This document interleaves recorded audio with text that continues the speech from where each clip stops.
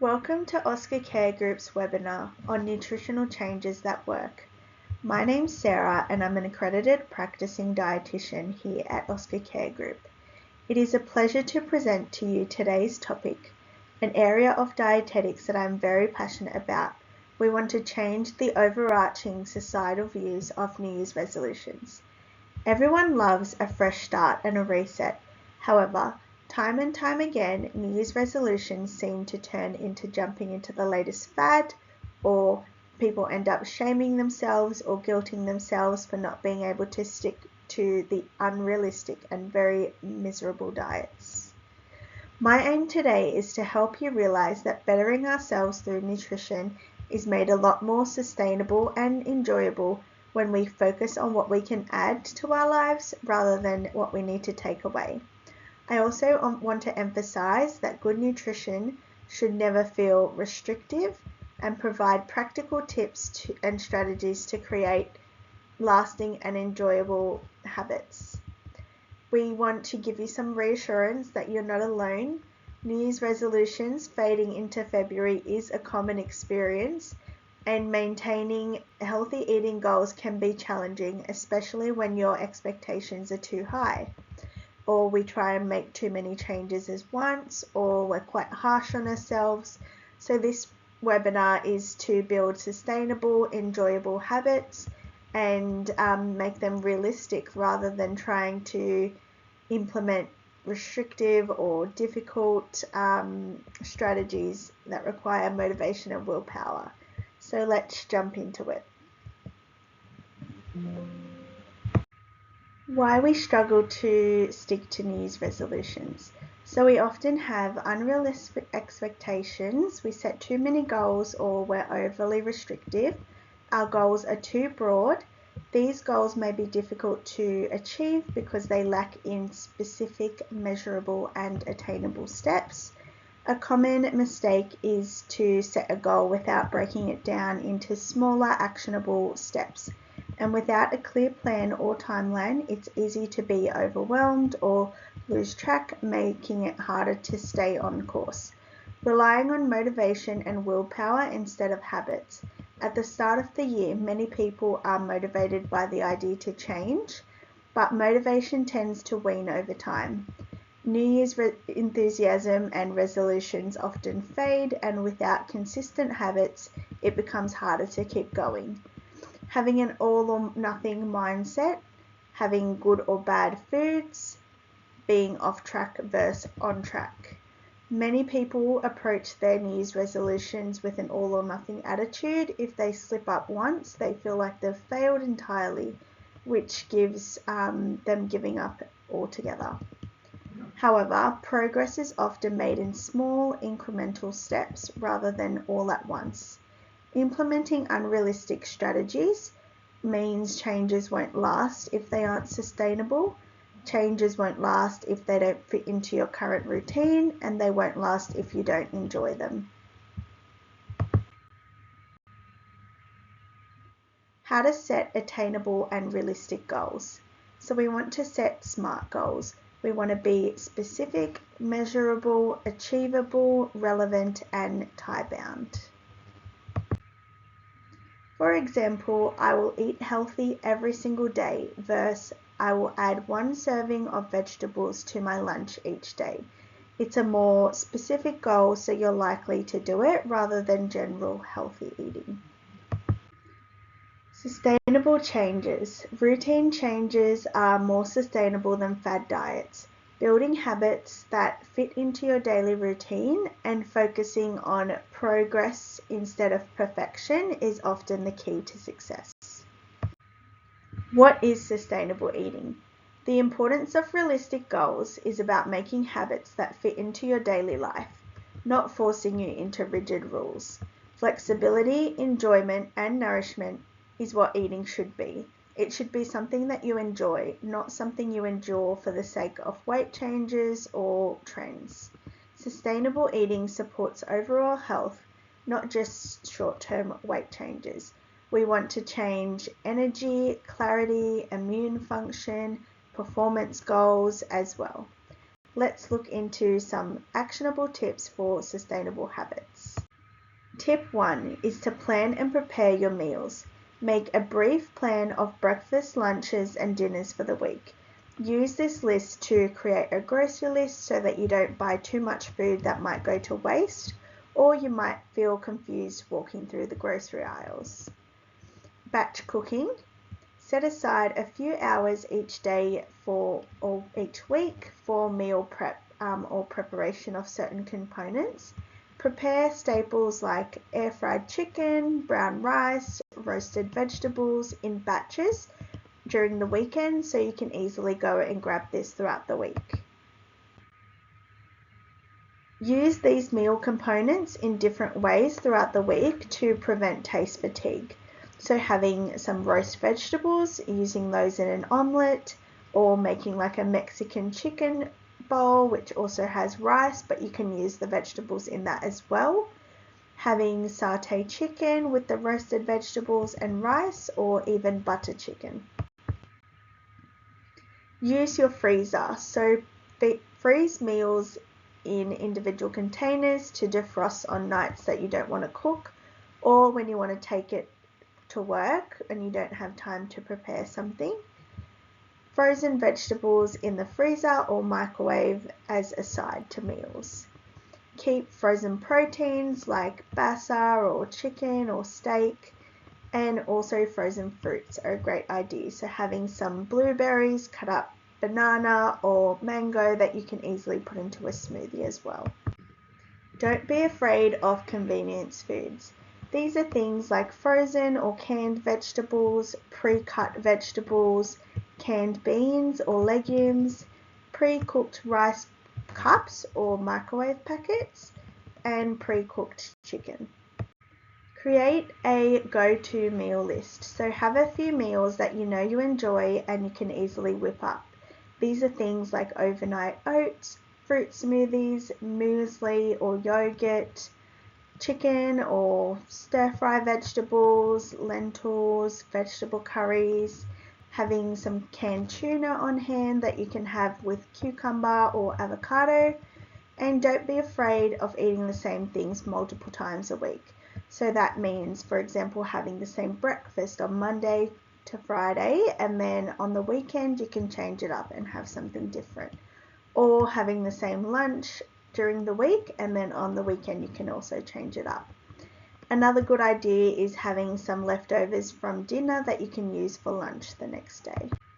Tip 4 is to keep nourishing snacks on hand to get extra nutrition and keep our hunger at bay.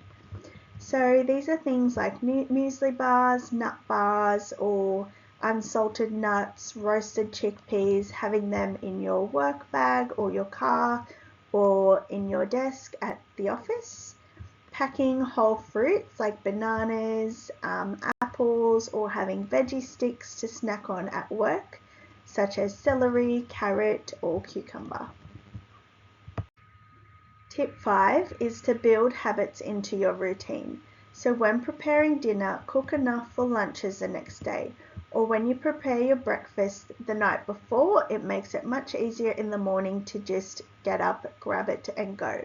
For example, overnight oats, or on the weekends you can make some banana muffins, oat muffins, wholemeal slice, or muesli bars.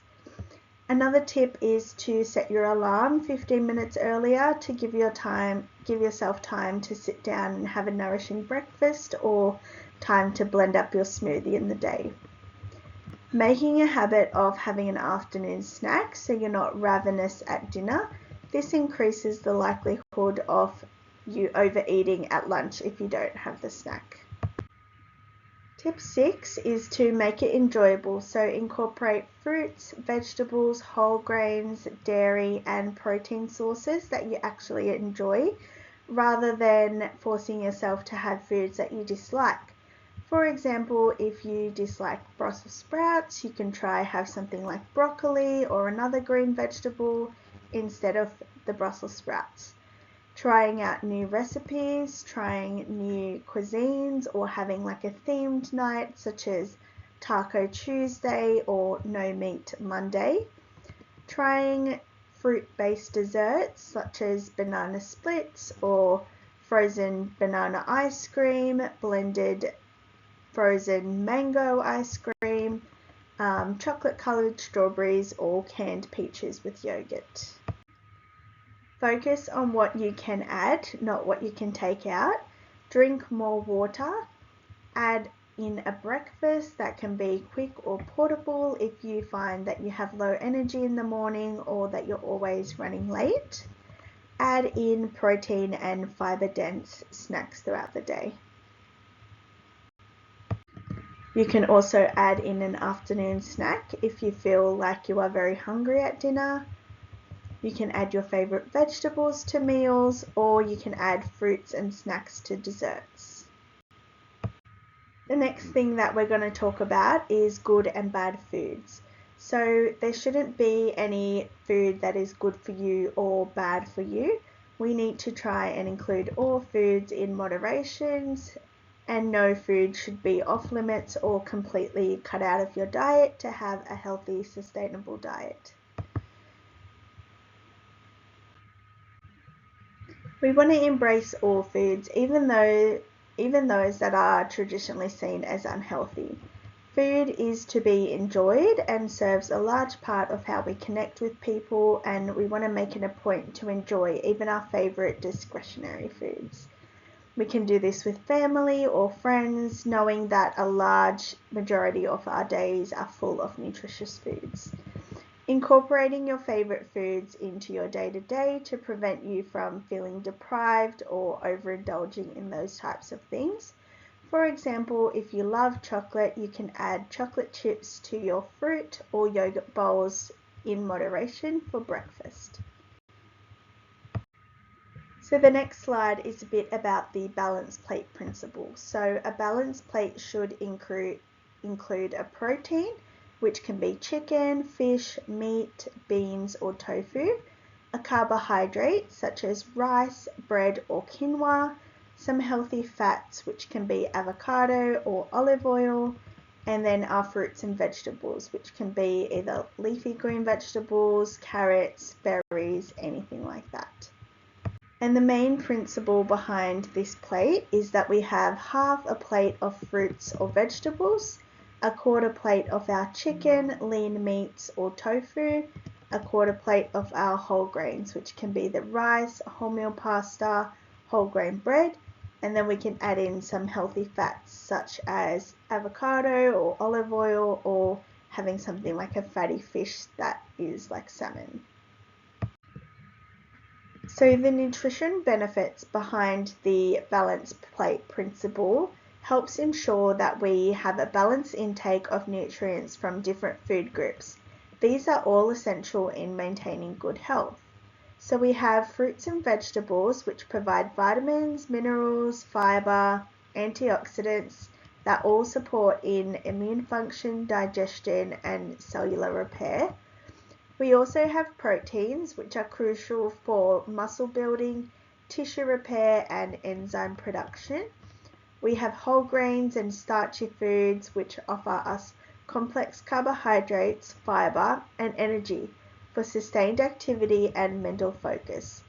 Including the foods from all the food groups help ensure that our meals are the right mix of macronutrients. These macronutrients come as our proteins, fats, and carbohydrates, and all our micronutrients, which are a mixture of vitamins and minerals. The balanced plate principle also helps our satiety benefits. So this helps us feeling full and satisfied after a meal. The protein promotes fullness, helping us prevent overeating. The fiber from the fruits, vegetables, and whole grains add bulk to our meal, which slow digestion and promote satiety. And the balance of the carbohydrates, the fats, and the protein helps us regulate our blood sugar levels and preventing any energy crashes or hunger pains. Mindful eating helps to minimize overeating and increases meal satisfaction. We want to eat slowly, so we want to take our time to chew each bite thoroughly and enjoy each bite. We want to savor the taste, focus on flavors, textures, smells of your food to enhance the overall eating experience. We want to minimize distractions, so we want to avoid multitasking, watching TV, or scrolling through your phone.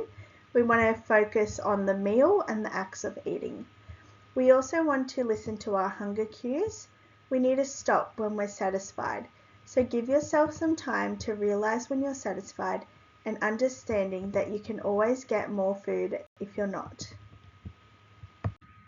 We also want to enjoy social occasions instead of stressing over food.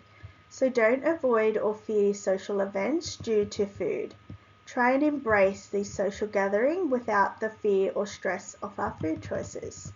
Some tips can be bring your full attention to the company that you're with, focus on connecting with people and enjoying the experience.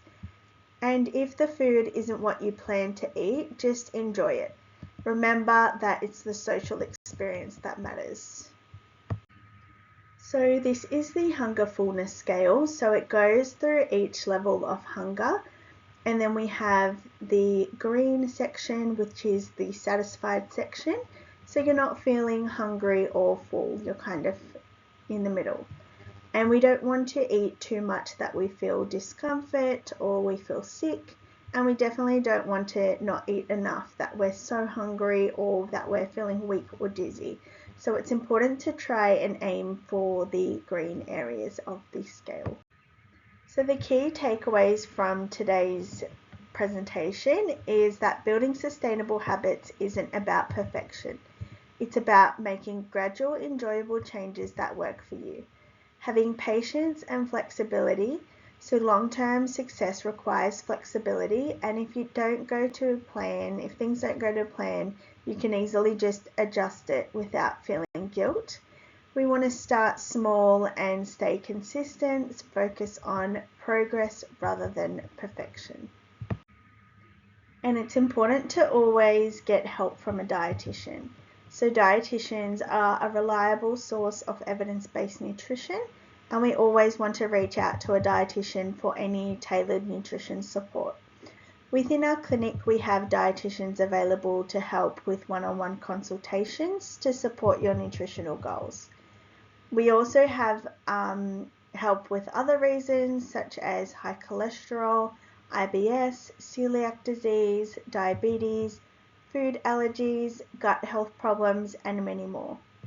If you are unsure about what to expect from a dietetic appointment, we do have a handy article on our website called Why See a Dietitian, which you can read for some further information. And there are also a few resources from this webinar along with an article that you can find on our website as well. Our team is here to help everyone of all ages, and we can also conduct telehealth appointments if you're unable to come to our clinic. Thank you all for joining today. I hope you are able to take away a few practical strategies that you can implement into your everyday life. If you would like to revisit any tips or have another look through the webinar, this recording will also be available on our website. Thank you so much and have a lovely day.